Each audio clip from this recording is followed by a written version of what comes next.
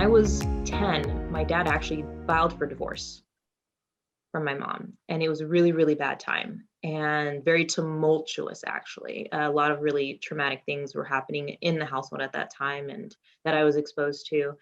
And my dad, I remember my grandmother flew in, my dad's mom, and we went like apartment shopping. He was actually trying to visualize a life without my mom, Hmm. and he was seeking custody of me.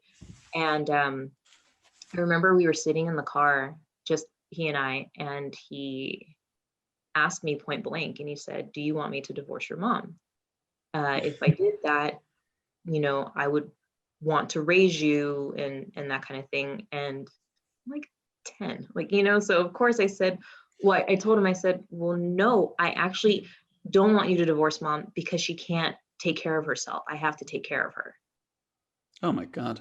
Yeah.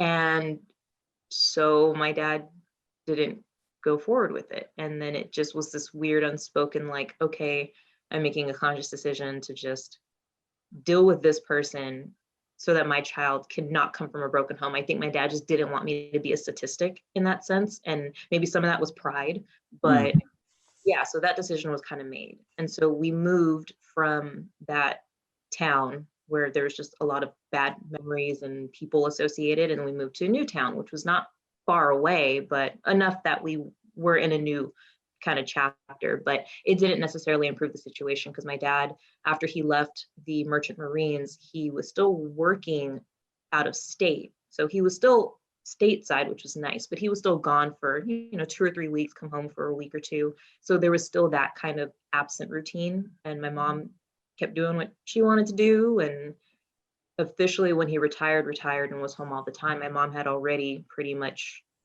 not moved out of the house, but she would just come here to sleep and change clothes, if that Hmm. makes sense. My dad was Yeah. sleeping upstairs, she was upstairs, and that was just normal for me. So it was just like whatever. Um, so Wow. yeah.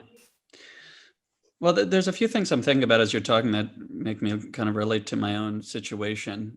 Mm-hmm. I'm still thinking through them, but what I'm hearing and my interpretation of it is that your dad didn't provide the model of someone that is there for you as much as you needed. And yet he provided the communication and knowledge, which is very valuable. If Yeah. somebody can be aware that what they're doing is wrong, oh my God, it's like a different world than if they just keep denying it till the day they die, which is a very common thing, unfortunately. Yes. But the model is probably more what you needed to just, even if he wasn't aware of it, that, it's just like breathing for him is to be there in your life. That Mhm. would have, I would have to guess that would have been much more valuable. And yet I really do appreciate that despite that it was perhaps not doable for him to be there, the amount that you would have wanted him to be there, he was conscious of it. Mhm. And that's interesting.